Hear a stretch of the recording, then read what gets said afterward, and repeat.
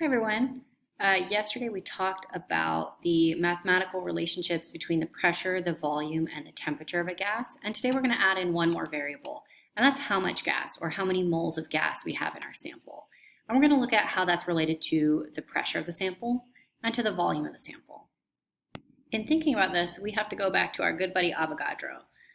So Avogadro's principle tells us that if two gases have the same volume, the same temperature, and the same pressure, they're also going to have the same number of particles. So if everything else is the same, they're going to have the same number of particles. And remember, when we're talking about Avogadro and we talk about particles, we're really talking about moles. So don't forget that 1 mole is equal to 6.02 times 10 to the 23rd particles.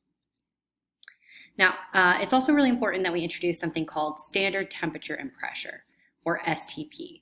So when we talk about gases, we have a certain set of conditions that we consider across all the world, all of science, to be what we call standard temperature and pressure. So that's going to be 0 degrees Celsius, which is 273 Kelvin, and 1 atmosphere of pressure. So the standard temperature is 273 Kelvin. The standard pressure is 1 atmosphere. And what Avogadro figured out was that at STP, at that standard temperature and pressure, 1 mole of any gas occupies a volume of 22.4 liters. Now, I actually need to be a little bit more specific here. So it's not 1 mole of any gas, but 1 mole of any ideal gas. So let's take a second and talk about what I mean by an ideal gas. And when we think about an ideal gas, we're thinking about what we've learned from kinetic molecular theory. All right, so we know, right, I keep saying this, atoms are extremely, extremely small, smaller than you can even imagine. Right, so you can see I've kind of got a balloon here and I've put the little atoms, even those would be way too big, right? They'd be so small you can't see them. And so because of that, in an ideal gas, most of the volume of the gas is the empty space in between the atoms, not the atoms themselves. Right? So when we measure the volume of a gas, we're really measuring the volume of that empty space. And then additionally, we talked about this the other day, but most of the atoms are so far apart that they don't attract or repel each other, so they don't experience any intermolecular forces. All right, and so we use those assumptions to do our math here, but no gas is really ideal. Most will act ideal over a wide range of temperatures and pressures, so we can pretty much assume that our gas is going to be acting ideal.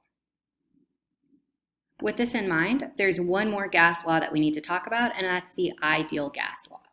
And so the ideal gas law is PV equals nRT, where P is the pressure, V is the volume, N is the number of moles, and T is the temperature. All right, so that just leaves R here. R is what we call the ideal gas constant. And this ideal gas constant equals 0.0821. And then the unit for that is liters times atmospheres divided by moles times Kelvin. All right, so this unit here is not so important, except that it makes sure that we cancel out all the units for pressure, volume, moles, and temperature here. And that means that our pressure in the ideal gas law always has to be in atmospheres. The volume has to be in liters. N has to be in moles, and our temperature has to be in Kelvin. So we want to make sure that we're using these units at all times. And then anytime we see that letter R in our equation, we're just going to plug in this number, 0.0821.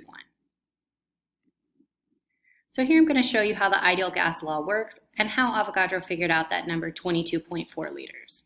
All right, so if I take my ideal gas law, PV equals nRT, and I plug in 1 mole of gas at standard temperature and pressure, STP, I get this. So for pressure, my standard pressure is 1 atmosphere. Volume is what I'm going to be solving for, so that's just V. I'm told above that I've got 1 mole of gas, so for N, I plug in 1 mole. For R, I plug in that ideal gas constant, 0.0821. And then for T, I plug in the temperature in Kelvin, and the standard temperature is 273. When I solve for V under these conditions, I can see that my gas takes up a volume of 22.4 liters.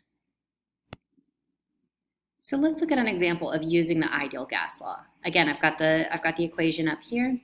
I've got my value for the ideal gas constant right here, R equals 0.0821.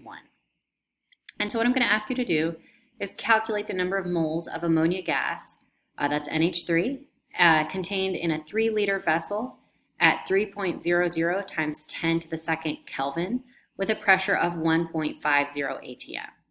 All right, so the first thing that I want to do is identify all of my variables. So if I'm looking at my equation PV equals nRT, I've got a pressure of 1.50 atmospheres, a volume of 3.0 liters. N is the number of moles, so that's what I'm trying to figure out here. I want to figure out the number of moles, so that's what I'm solving for. R, I'm going to plug in my ideal gas constant, 0.0821. And T, I'm going to plug in the temperature, so that's that 3.00 times 10 squared Kelvin. So take a second and plug in each of those variables to this equation and see if you can solve for N. All right, so like I said, if we identify our variables first here, the pressure of 1.5 atmospheres, the volume of 3 liters, N is what we're trying to figure out, and the temperature is 3.000 times 10 to the second Kelvin. Right, so we can plug that right into PV equals nRT. So we plug in our pressure and our volume. We're solving for N. We plug in our ideal gas constant here. Anytime we see R, we're going to plug in this number. And then we plug in our temperature over here.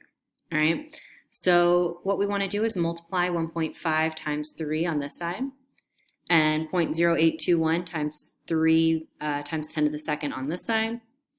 And then divide our answer here by our answer over here. All right, so we should get for N 0.018 moles.